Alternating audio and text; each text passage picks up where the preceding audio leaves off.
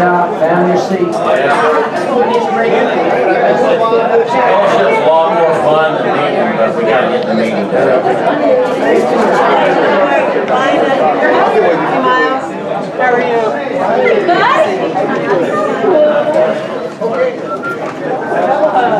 Aren't you lucky?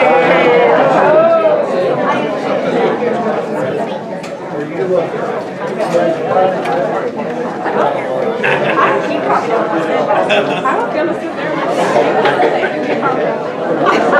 You can sit with her when you get home.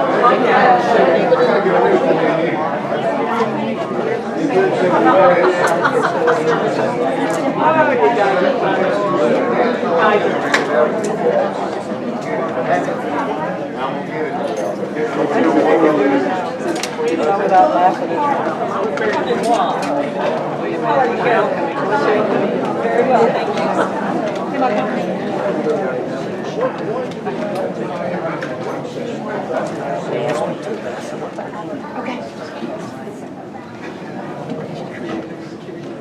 Okay, ladies and gentlemen, thank you very much. Welcome to Trace de Mayo, 2 days before the big party. Our 7 p.m. Trace. I took 8 years of Spanish. You can't speak a lick. In the South, like Josh just said, in the South, it's Cinco de Mayo. So today it's Trace de Mayo. So thank you very much for coming out tonight. We're a little bit late. Our work session went over a little bit. We've got a busy agenda tonight. We really appreciate you coming out. Our roll call will reflect that all members of Mayor and Council are present. And we've got the public comments on agenda items ahead of the pledge. So will someone make a motion that we amend the agenda, flip-flop that, because the pledge and the invocation? Absolutely. I missed that earlier. Motion to amend the agenda. Second. Discussion. All in favor of the motion? Raise your right hand. All opposed. All right, with that being said, I will call on Councilman Michael Rammond to lead us in our Pledge of Allegiance, and Ann McElfresh has graciously offered to give her invocation tonight. So if you would rise, face the flag, and remain standing for the invocation, please. I pledge allegiance to the flag of the United States of America and to the republic for which it stands, one nation, under God, indivisible, with liberty and justice for all. And please bow your heads. Heavenly Father, it's not very often that we get a chance to say thank you in really special terms. And this is one of those special times where we all get to come together for one of those moments. Please bring us together in the spirit of working together, supporting one another. Bless the decisions and the things that have to happen throughout this council meeting, the ceremonies and things of respects and honors. Bless us all as we come together as a community, as a family, and move forward to be one big family. Amen. Amen. Thank you. You may be seated. At this time, we'll take public comments on agenda items. At the end of the meeting, you'll be offered the opportunity to make public comments on any item that you desire. So if there's an item on the agenda tonight that you'd like to make a comment on, starting on my right-hand side of the room, if you would come forward, state your name and address for the record, make a comment or ask a question. They're none on the right, on my left. Okay. Grab a microphone, Terry, and push the button until the green light comes on. Green light. Thank you. Thank you, Mayor and Council. My name is Terry Cochran. I am on 3360 Myrtle Street. And I have got a copy of the Hapeville T-Splost project list as been presented to us. We've had some conversations with William. I am involved heavily with the Azalea Park Neighborhood Association, and a sore spot with us that has been over the years, and I think you know what I'm going to say, is the railroad noise. Hapeville, being the center that it is indeed entitled, it's going to have, being a transportation city, is going to have, unfortunately, noise. And I am here to say that this has been an item on my list for the last several years, and we have seen some progress on this. And of course, the barrier to all of that has been money. And it is with great expectation that I read the T-Splost project, which is going to be a Fulton County tax. We are going to vote on it at the end of the year. But I would like to put an emphasis on this to you and City Council. I understand that in 2 weeks there's going to be a decision made on this. I would like to see, for the benefit of the citizens, but more so even for the downtown development that is going to be affected by noise, as we have noted in the past. But I would like to ask all considerations in reviewing this silent crossing project. I noticed that it has slipped a little bit. We'd like to get it back into Tier 1 and go from there. So I would ask your all considerations on the 17th to pull this forward. Thank you so much. Thank you, Terry. Any other comments or questions on the right? All right, on my left.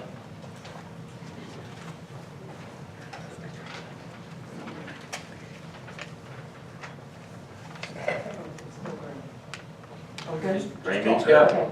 I'm Katrina Bradbury. I live at 921 Margaret Street, and so I just want to follow a couple of comments that Terry just made about moving the silent crossings further up. I appreciate them allowing me to attend the Azalea Park neighborhood meeting, and William was kind enough to come and share that list with us. And so I looked at that list, and for me, it's a matter of looking down that list and saying, what are the things that would most improve our quality of life here? And that's got to be one of the top. I mean, all of those things are important. There was nothing on that list that's not important. But, you know, it's good to have new traffic signals or whatever all those other things were on there. But doing something, if there is something we can do to curb the sound, particularly during the night, which would be silent crossing, would make the biggest impact on the quality of life for the citizens. And I happen to live in a neighborhood that's very close to that. And so I would also like to request that it be moved back to Tier 1 and as close to the top as we can get it. Thank you. Thank you, ma'am. Appreciate your comments. Any other questions or comments on my left? Frank?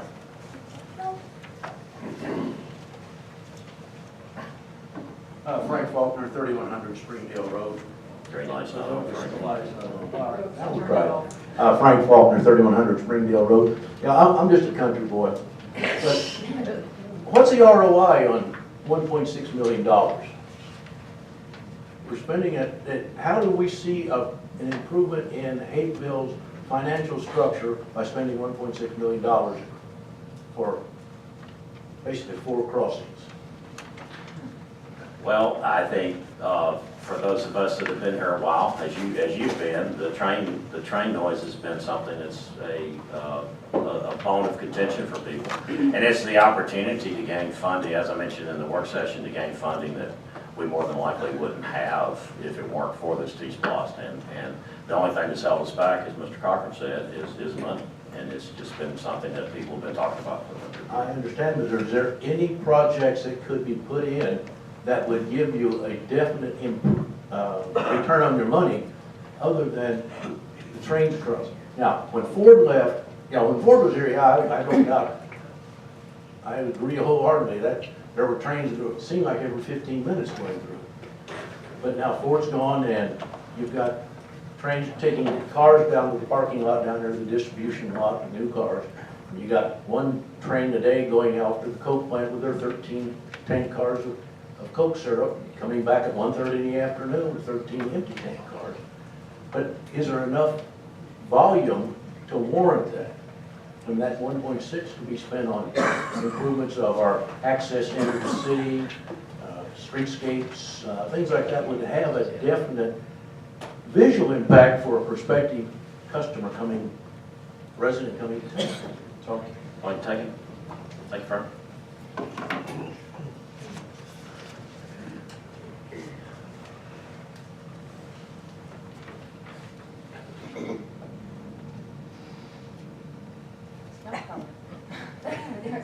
Carol Seaton, 3333 Myrtle Street. Partly it is there's pushed in, it may not be a dollar for dollar, but as part of the development authority, we're trying to attract new development. One of the new restaurants wants outside seating. The train whistles impact that. You can't be sitting out there and hear the train go by. I think the silent crossings bring us a lot of development options, that quality of life. And I was at the Citizens Talk Board, and my group voted it low, and I wouldn't vote that way now. So I think we need to rethink that citizen input, even though that's valuable. But the quality of life and the value to businesses of not having that noise, we might not get dollar for dollar, but we will also make a difference in businesses that would come here. Thank you for your comments. Any other comments on the level? All right, there being none, we'll get into the meat of the meeting and the first order of business or presentations tonight. And I will call upon William real quick. He wants to make a comment about the CALEA presentation. William. Thank you, Mr. Mayor. I can't tell you how proud I am to come here to the city and inherit such a dedicated, fantastic team. Receiving a national award for accreditation is amazing. And I have worked in this business for a long time in a lot of different jurisdictions. And having a national designation is quite special and something rare, especially for a community this size. So I have to tip my hat to this mayor and council for all your support, and for our management team. Chief, well done. Thank you. And at this time, I'll call upon Vincent Darrow with the CALEA Commission. Mr. Darrow.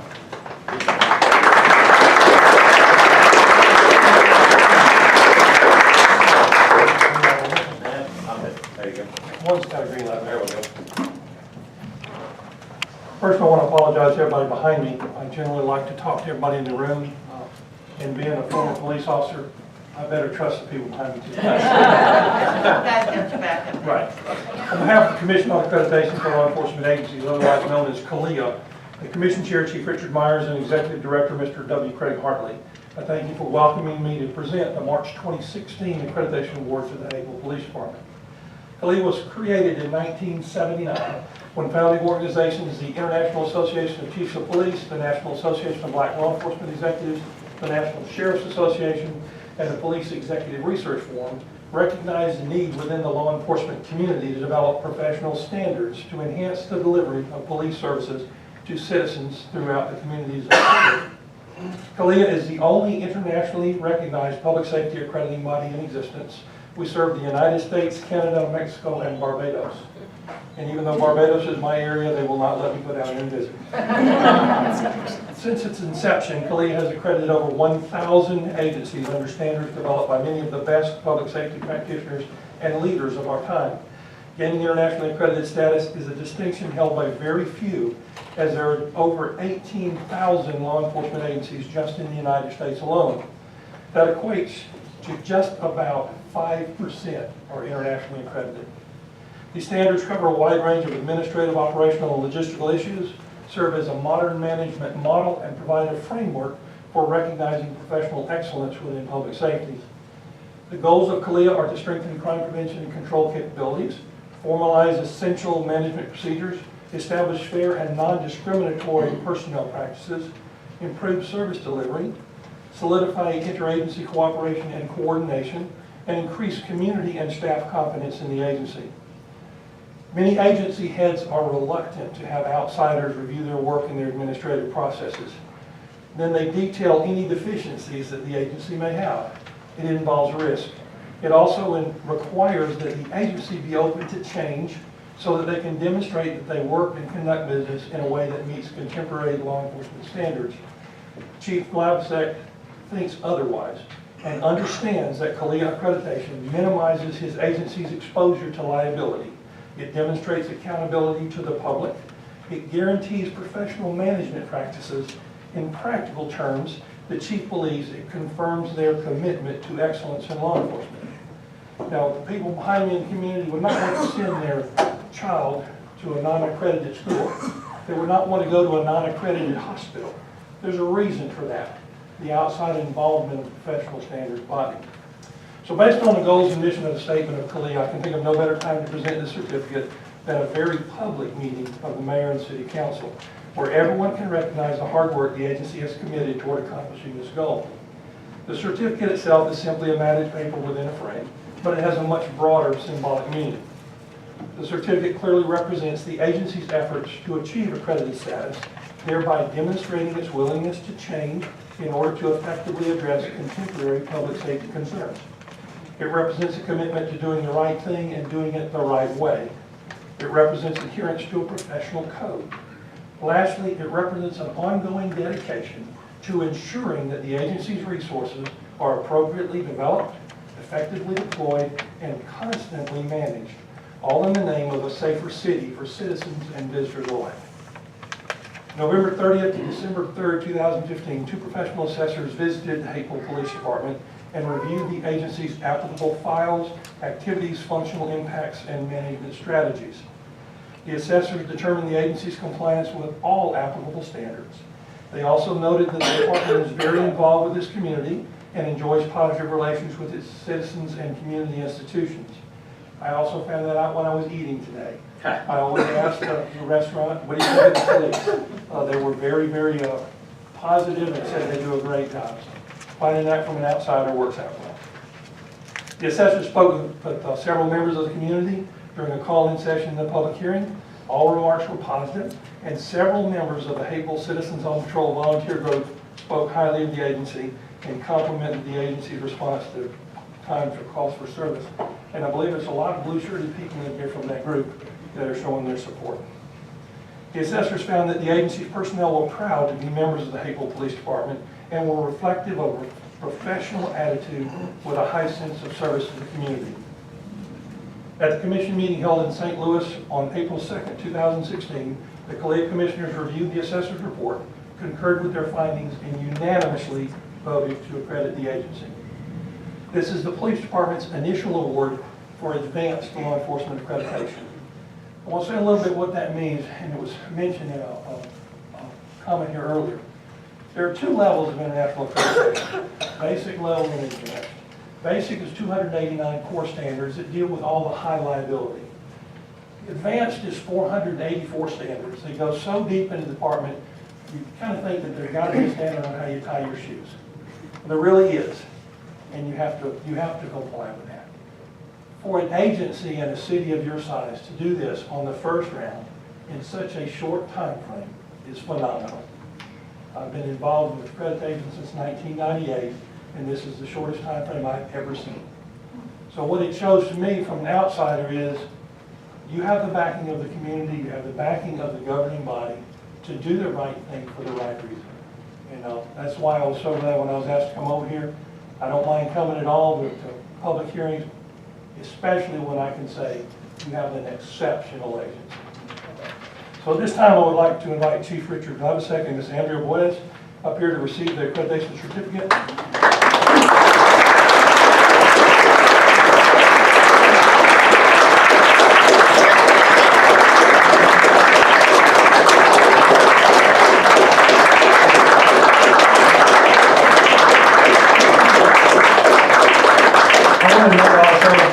None of this could be done without everyone in the department pitching in, especially some of them that are standing in the back that are waiting for something else that didn't think they were going to get recognized tonight. It takes a commitment of everyone from the ground up to do the right thing for the right reason. So it's very important. These are the two that, if it didn't work, it would have been her fault. If it does work, the chief's happy, so it works out real well.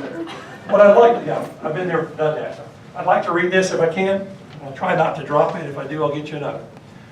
Be it hereby known that the Hapeville, Georgia Police Department, having fully demonstrated its voluntary commitment to law enforcement excellence by living up to a body of standards deemed essential to the protection of the life, health, and safety and rights of the citizens it serves, and having exemplified the best professional practices in the conduct of its responsibilities, is hereby, upon the recommendation of the members of the Commission, awarded this certificate of accreditation effective on the second day of April 2016 and is recognized as an accredited law enforcement agency for a period of 4 years.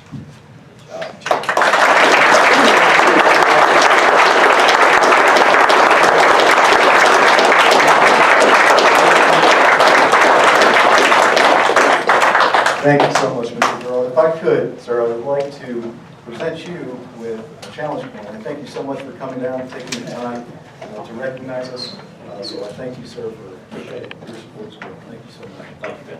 And folks, I'd just like to say, I've got to give another shout out, some recognition to Andrea and all of her hard work. She feverishly kept us all on task. That's the job of accreditation manager, and she did an outstanding job, as well as everybody that's in this room, the lieutenants, communications, everybody was just phenomenal in this stuff. So I thank you to the team, and thank you to the city for all of your support. Thank you so much.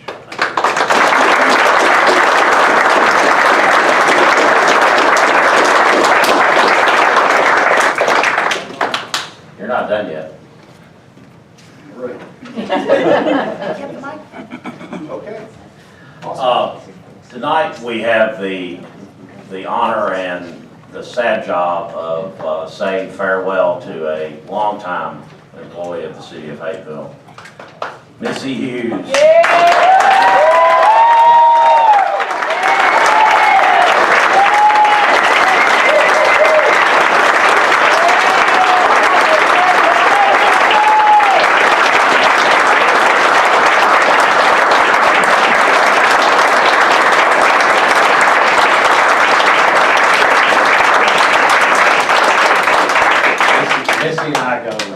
Missy and I go way back. I got out of school and got in the security systems business, and she got out of school and went to work for the Hapeville Police Department. And we've ridden that journey together for a long time. Missy, you're a dear friend. You've been a wonderful employee of the city, and we wish you the best as you move forward. Chief, I know you've got some words. Thank you, Mayor. I sure do. Yeah, I think everybody here absolutely knows her and loves her. Just a little bit about her. She joined the Hapeville Police Department in 1988, and in that time, she achieved many things. She achieved sergeant, lieutenant, captain. She worked in detectives as well as crime scene and evidence certification. Folks, she really did it all. Most recently, she was managing and heading up our Citizen Police Academy and Citizen on Patrol, and did an outstanding job there. So with that, I would like to recognize her, and I would like to ask the council for permission to present her with her service weapon from all that time.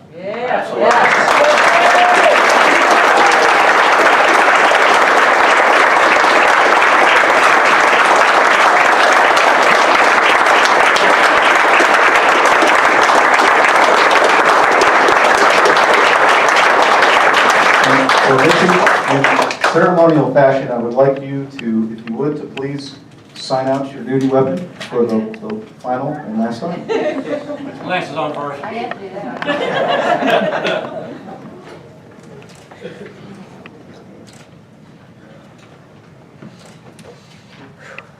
There you go. Yeah. Keep the pen.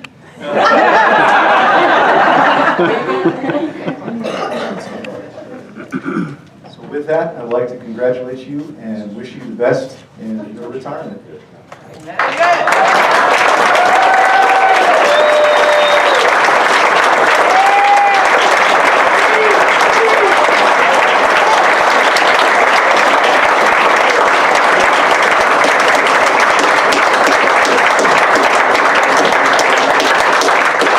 Missy, does it have a name? Does your gun have a name? Locked, Baby, a girl and her gun, it looks good. Thank you.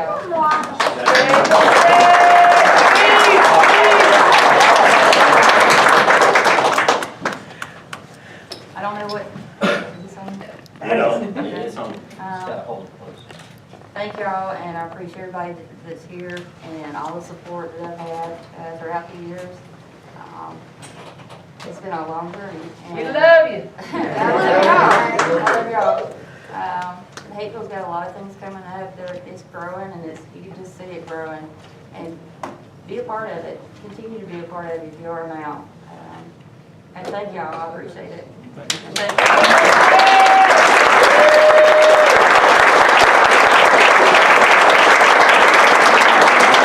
you. Will all of these candidates here raise their hand, please? Thank you. All right, thank you. How about the eight cops? Will all the eight cops of Citizen Patrol stand up, please? Thank you very much. We're going to have a two-part party here. We're going to allow the men and women in uniform that have to go back to work to go out in the lobby and enjoy some cake with Missy now. And when we get done with our meeting later, we shall have our turn to go out and enjoy some cake with Missy. So, thank you. Congratulations.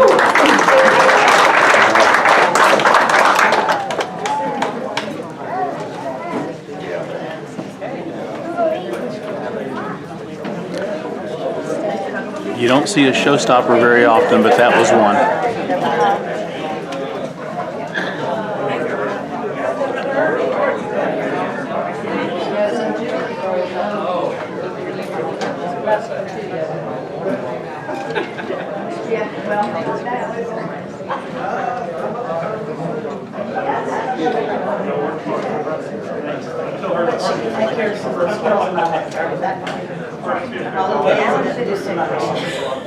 Now, millimeter, take care of it.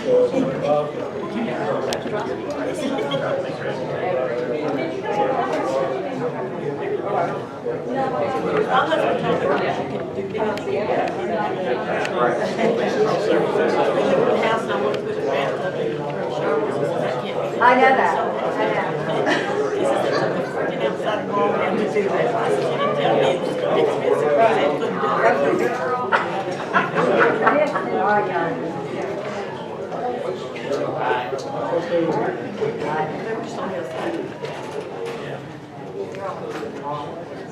All right, we'll get back to business.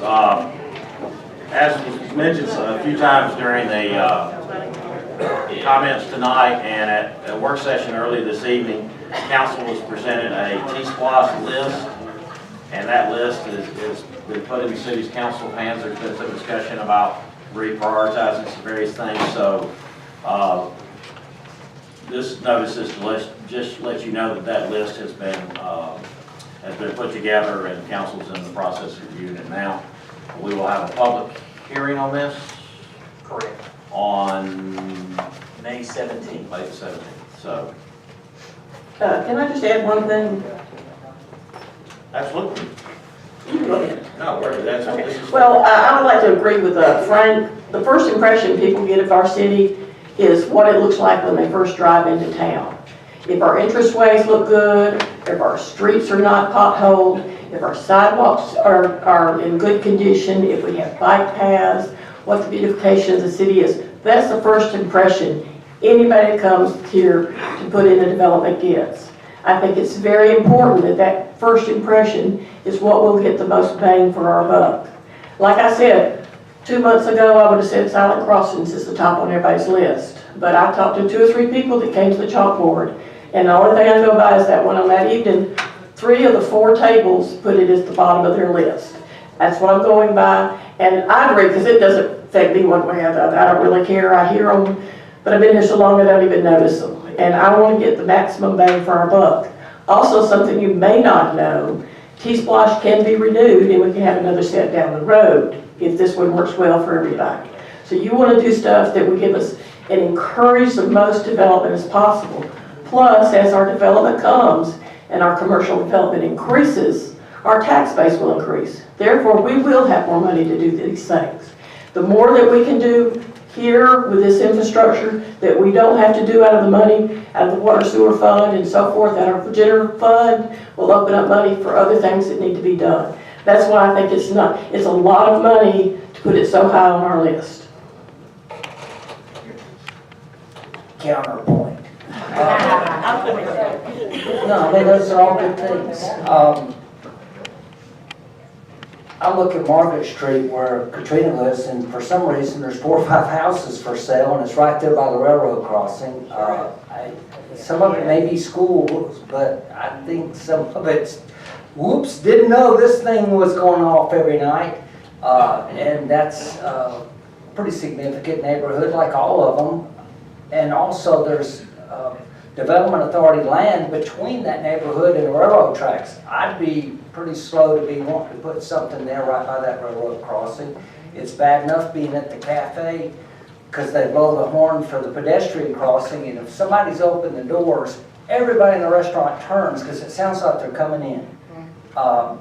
I understand that the infrastructure things are hugely important. I just wonder sometimes, as I mentioned in the work session, sometimes I think if you have a large sum of money, you might want to go for something that might not have been, in a sense, at the top of your list, but it's something you have the money actually to do something with, and so it becomes higher up on your list because you actually have something to do with it. But also with our downtown development and with the art crawls and different things we do downtown, I mean, I notice that even during happy days, it interferes with just hearing the music that we do. And then I think of the other crossing near the Chick-fil-A and all the things that they do and mean to this community. I would like to think that it's something that we can do it all, but I would hope that we can move up priority. But of course, I'd like to know, I know there were 32 people, I believe, of the citizens at the chalkboard. Well, I know what they think, I guess, but on a broader scale, maybe we can find out what people's interests are. I'm not trying to push the river. It just seems like a wise thing to consider in light of the income coming in and the results for development that we could gain. That's all. Any other comments, Scott? I would just say, I actually would love to have silent crossings. And like I said, a month ago, that was what I should have thought should have been on the top of the list. I absolutely did. In fact, I said so at the mayor's meeting we went to, that I figured that would be Hapeville's #1 priority. I was real surprised when I got the results from the chalkboard and had other people talk to me. And as Frank said, we don't have near the train noise that we used to have when Ford was here. We don't have 1/3 the traffic that we used to have.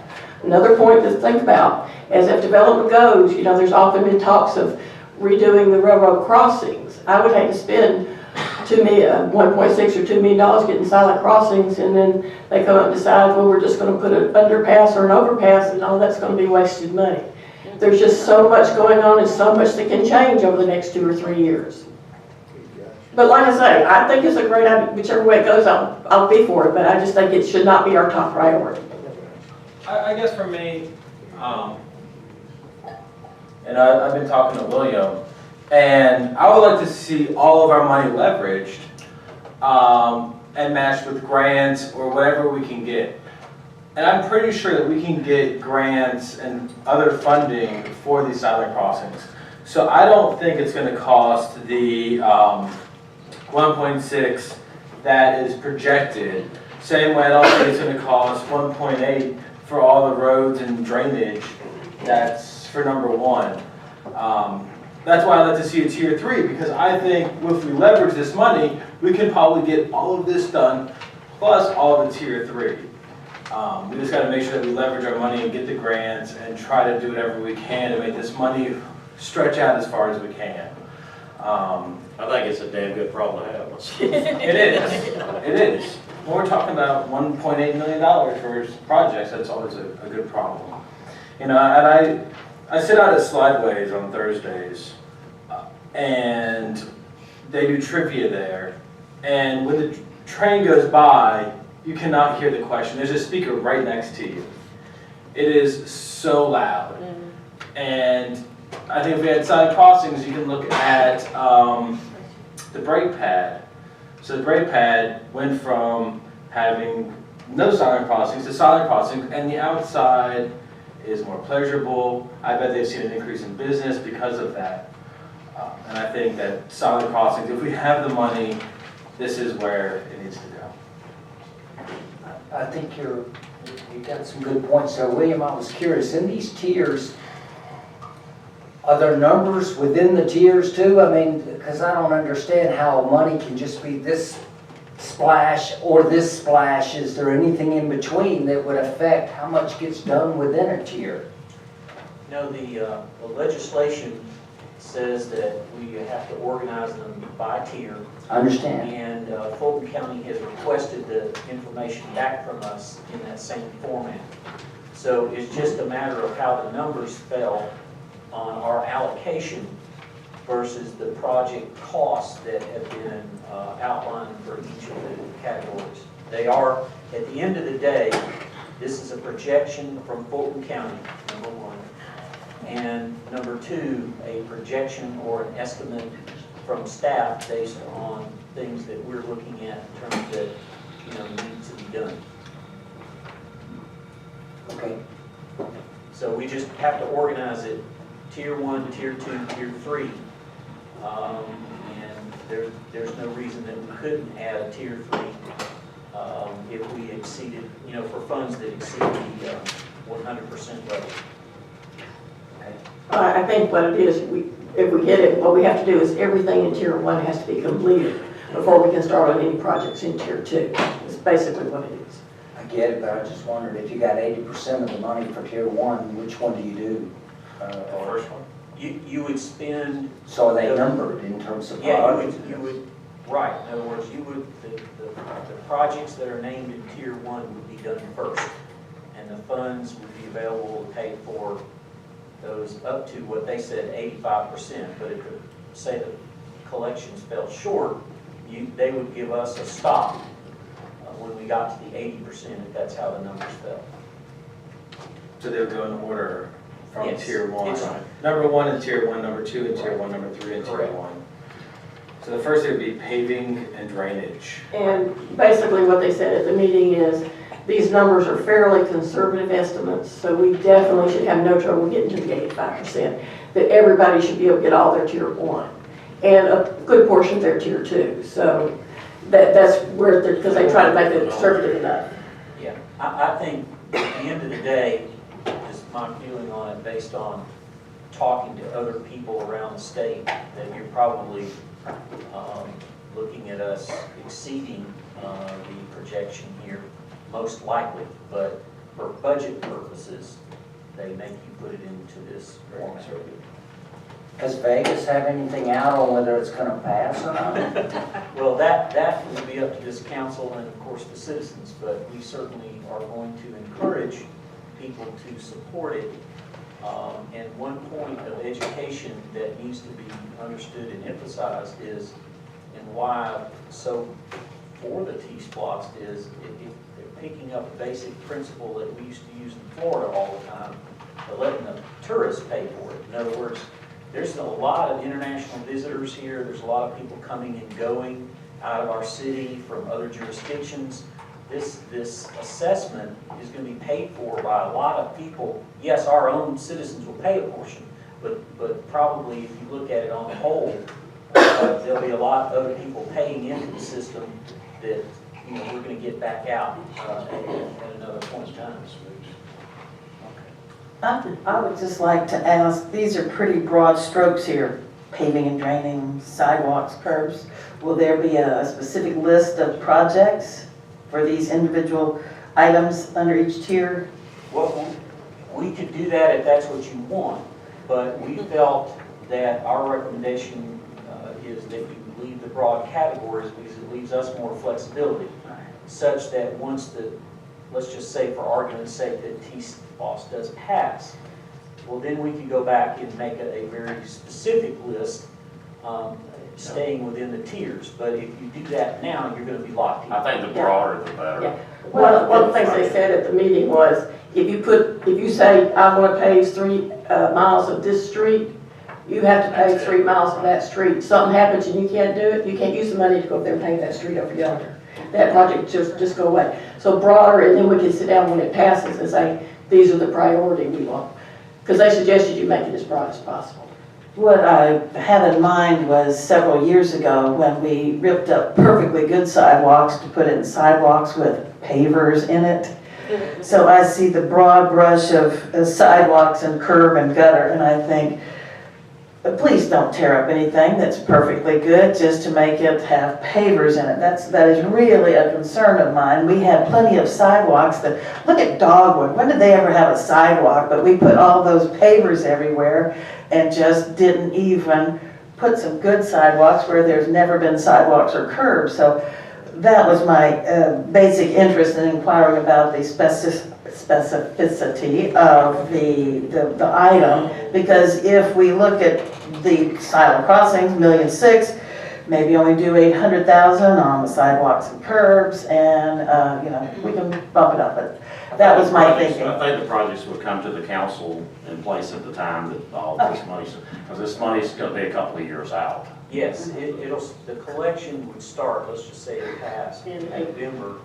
The collection would start in the next spring Yeah. and then run for 5 years. Yeah, it would start in April, we could get our first check, what, in June? Yeah, Correct, yes. right after that fiscal year. And I'm going to ask Lee to give you some examples, but I will just say from my perspective, there are plenty of broken sidewalks. There are plenty of places that don't even have sidewalks.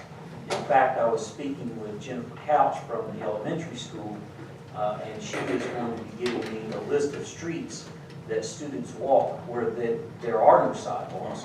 And so perhaps we could use some of these dollars, leveraging other dollars, as Josh had suggested, to stretch these funds, because certainly once we get them flowing, we know we have a guarantee over 5 years, then the management team here can be plenty creative in how we go after various grants. And I think I agree with adding sidewalks, well, not just replacing the ones, because I look around our parks and I see how walkable it is to get to our park. Some of our parks don't have sidewalks to it. So if we have kids walking to the park, they have to walk in the road to get to the park. Now the streets aren't that busy, but still, if I'm sending my 8-year-old to the park to go play. Is your baby 8 already? Already. That's my little child. Even if you had to push him in the road to get to the park. I do. Yes. That's true, though, you're right. Yeah. So if we could look around our parks and figure out how we can connect sidewalks to get to our parks, I think that would be an excellent way. Yeah, and in that spirit, I would just suggest that perhaps if that's council's wish, that we add the term accessibility, because then that could then broadly translate into filling in gaps in the sidewalk. Improve sidewalk accessibility. Right. So you want an urban trail that leads to the hiking trail. There you go. Yeah, we actually have a bike ped plan. Right, we did, Yeah. a couple of years back. Yeah, that's gonna be the That was next, added. that's number 3, right? The signage, traffic signals and bike lanes. My mom's been ready to get out there and ride her bike again. There you go. Yes. I think everybody should be required to start riding the council. Okay. So we're just looking for direction on how we should present the list, and then it'll come back before you for a final vote at a public hearing on May 17th. Okay. I would like to see silent crossings in Tier 1. Is that a consensus of council? Yes, yes. And then we need to move something down to Tier 2? Right. There's only one thing in tier 2. Well, there now would be We nothing in moved 10 Tier. tier. Yeah, we have the list organized that way. The first draft, this was the second draft, so we could always just reverse it and make the math work. The only question I would have then, if you decided to do that, is do you want to add a Tier 3? And if so, what kinds of projects would you want to put in a Tier 3? And we could put maybe some small placeholder allocation there so that we could, if we get that flexibility down the road, we could add it. Can we make it additional sidewalks and gutters in tier 3? Can we add some for that? Yes, you could do that, and you could maybe trim some funds from another category and put it as a placeholder in Tier 3. That'd probably be a good idea. So not taking it away from Tier 1, but just Moving. addition. Reposition. It would be repositioned out of Tier 2 and not And we get a whole bunch Signage more. is 3 in Tier 1.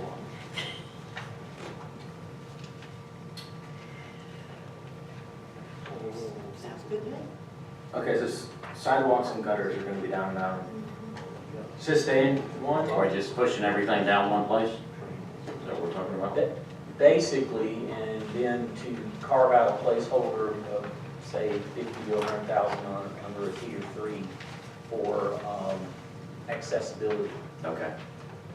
So signage, traffic signals, and bike lanes would be a Tier 3 item now? Can I ask, is there any way we can take bicycle lanes out of there and keep them in tier 1? I agree. Sure. I would really like to have some of those. Yeah. Okay. Is there a minimum width required to add bicycle lanes? I'm just Yeah, the wondering how street many has to be- streets we have. I know King Arnold, I know a couple, but I'm concerned how many there are for this much money. Would you like for us to send you? It's in that study, in that bike path study. Yeah, I think the bicycle. Head plan, just send that out, just so you have it. And well, can you reach out to the other cities that surround us, maybe the Tri-Cities, and see if they are working on some kind of bike lanes that maybe could interconnect? Yes. And if they haven't passed T-Splost, this thing yet, then maybe they could add bike lanes to it somewhere, so we can have, instead of just writing in our 2-mile section, have it maybe connect over into East Point. You Somebody know? threw out on Nextdoor, I think it was, the concept of, or Facebook, Yeah. of the concept of a Tri-Cities Beltline type project. I mean, that would be that's a long term Yeah, goal. the managers, It's an intriguing thought. managers are meeting and talking, so these kinds of things, you know. I would love to see like, It would be great to be able to get on the bike ride over college. yeah. What I wouldn't want to see is what you see if you go down Riverdale Road around the runways. A bike lane starts out of nowhere and it ends in nowhere. So you have to put the bike back in your car and drive back to the or turn around. I mean, it's like they did a bike lane, but it was meaningless. That's my route. So you want it to go somewhere? Well, yeah. Ideally. Serious. Yeah, if we could ride our bikes down to East Point and have, well, let's say, go to Corner Tavern. You like, could go "Come to on." East Point comes to I can watch Hapeville. Corner Tavern now. Well, you could go down and tour the new recycling plant. Oh, yeah. We've got great tours. Yeah. So tier 1 is silent crossing, tier 2 is pretty much the way you see it, and then we're just gonna add a tier 3 and shuffle some things and bring it back. Bring that back as a recommendation, we As can a refine it recommendation, as and then you needed. can fine tune it. If you could send that list out before, I will do that. yeah, then, maybe. Yeah. And then we'll also send you the bike head plan. Yes. Yes, that'd be awesome. I've got it. And I think what was said about adding the paving to tier 3, and maybe if you have to shave some of the money out of the top one to add the silent crossing, Right. we can keep it in the forefront. And just so you know where the dollars or the estimate came from on the silent crossings, the staff was telling me, Lee was telling me it's $400,000 per crossing, and that's times 4, so that's how we got the number. I knew we were at 350 plus from last time we talked about it. Right. All right. Cool. All right, next item we have is a public hearing. However, based upon the recommendation of staff, this is on ordinance 2016-05. Staff is recommending that we table this to the date certain, May 17th, 7 p.m.? No, 6 p.m. Is it 6, Jennifer? Was that? Yes, that's the It's work session. advertised for 6, and then obviously if we're not ready at that point, we'll. We can table it again. So is there a motion to table? I move to table. All right, motion to table, is there a second? Second, discussion. Well, the only thing I hate about tabling it completely is if somebody came to say something about it, is it something we need to know, or is that just open Well, and can? Bill just brought something to my attention that I just need to share with the council, just for your information. Our plan is, we've got a rough draft based on some of the feedback we got last time and some of the conversation we disclosed we were having with the industry. That's going to go next to the planning commission at what meeting? May 10th. May 10th. And then it'll go from planning commission back here on the 17th. So you can either table or continue at that point. That's the process. Okay, Okay. I'm cool with that. Excellent. So the commission isn't done hearing it and vetting it out, then we can table it again. Yeah, they'll see it Friday. Okay. Okay, I'm fine with it. It's Whatever happens commission. between here and there, I'm not responsible. Okay. All right. But we've got it going. All right, so we've got a motion and a second to table. We're still in discussion. Any other questions or comments? All right, all in favor of the motion to table, raise your right hand. All opposed, same sign. Motion carries, it's tabled. Next item we have is approval of minutes. We have March the 1st, March the 15th, April 5th, and April 19th. Is anyone prepared to make a motion on this item? I'd like to make a motion to table till May 17th. I don't think I got these till yesterday, 5:45, something like that, so I really haven't had a chance to look at them. Motion to table, is there a second? Second discussion. All in favor of the motion to table, raise your right hand. All opposed, same sign. Motion carries. Thank you. Now we move into old business. Next item is consideration and action on ordinance 2016-10, lost and stolen property. We had the first reading of this at our last meeting. This is pretty much a housekeeping ordinance. The city of Hapeville deals with property that has been lost or stolen. The most important aspect of handling found property is to reunite the property with the owner. However, there are times when the property is illegal or has been determined to be contraband that cannot be given back. On other occasions, property is found with no way of locating the owner. In any case, the property must be handled in accordance with state and federal law. As such, the newly proposed ordinance has been prepared by the City Attorney's Office to ensure that property is handled by the City of Hapeville in a manner consistent with recently updated laws for the state. Adoption of this ordinance will bring our rules in compliance with the latest laws and process. This will be the second final reading needed to adopt this ordinance. Is anyone prepared to make a motion on this item? I so moved to pass 20610. Motion to approve, is there a second? Second. Second discussion. How do we sell the contraband? Very carefully. Little baggies. It's hard on the bill. Discounted, or what do we do? I hadn't seen the list. We send it to Colorado. Are you saying you like to bid on something? I still am in a rock band, you know?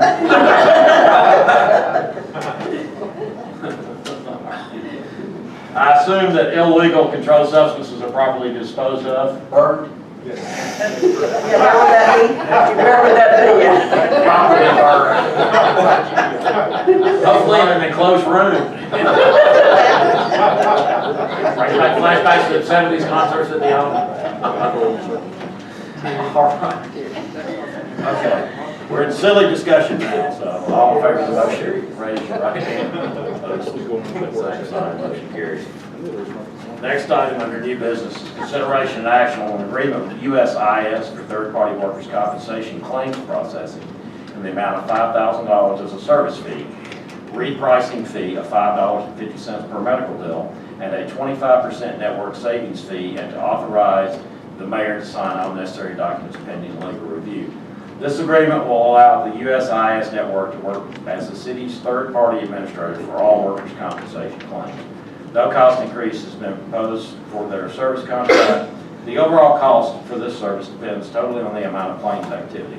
Thus far, approximately $21,000 was expended and a savings of approximately $9,000 was realized by the city.